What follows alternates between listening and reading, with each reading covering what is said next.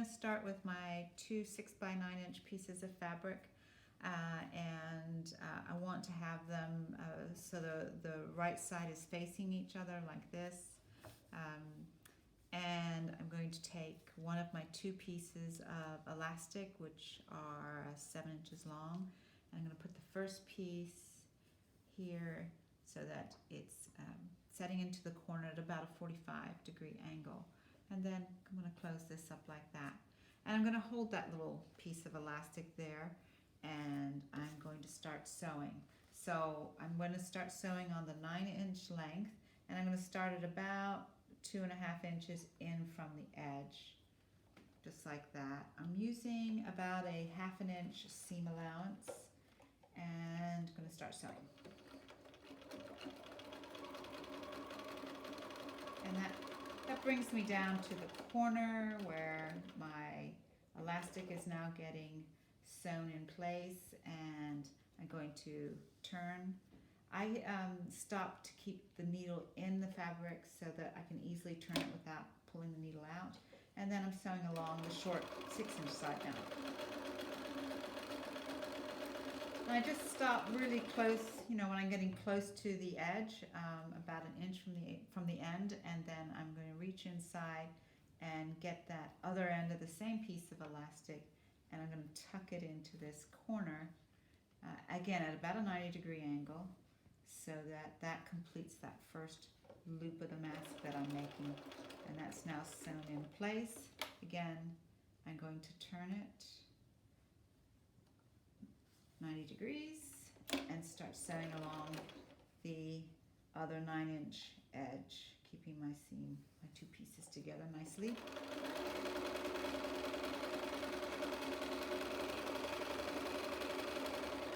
And again, stopping close to the next corner, I take my next piece of elastic and tuck that in, again at about a 45-degree angle. We don't get too worried if it's a little bit off, but about a 45-degree angle, and sew that in place.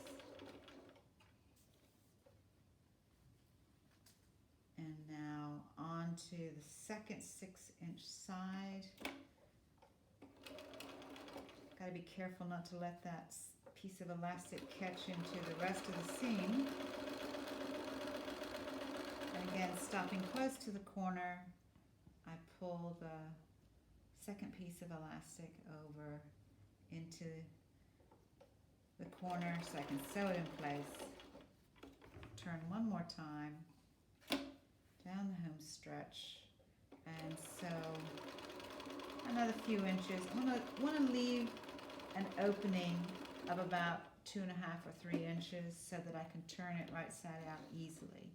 Let's trim my strings, and now I'm going to just reach inside, start turning it right side out. The loops are handy to help pull it to the right side, and there we go. So there's my flat mask. And now I'm going to start doing the top stitching. And for that, I'm going to start on the long side. The video from the Deaconess, they stop. They do a lot of ironing, measuring, pinning, and so forth. I'm trying to move quickly, so I'm not doing any of that. I'm going to eyeball it. I'm going to top stitch at about a little more than 1/8 of an inch. Basically, I just line it up with the edge of my footer and start top stitching.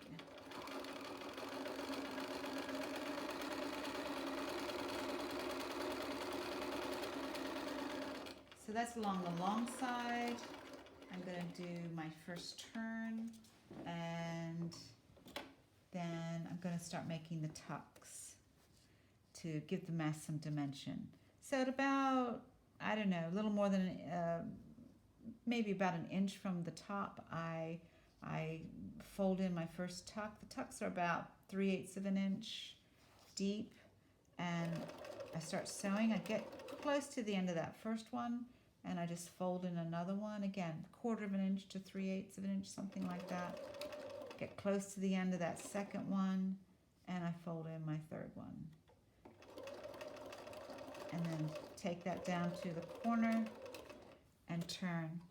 Now, going on my second 9-inch side, of course, this is where the opening is from where we turned it right side out, and the top stitching, of course, seals that up nicely.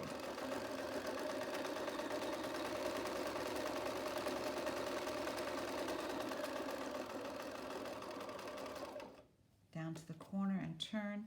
So we're going to do our second set of tucks, and we want to be sure that they are folded in the same direction as the first set so that the mask doesn't get askew. So I'm sort of folding up as opposed to under so that it matches what's on the opposite side. Again, about 1 inch from the top, about 3/8 of an inch deep fold. And when I get close to the end of the first one, I fold the second one. When I'm about finished sewing the second one, I fold the third one. And take that right down to the last corner, first corner we started with, I should say, and trim it off. And snip the loose ends.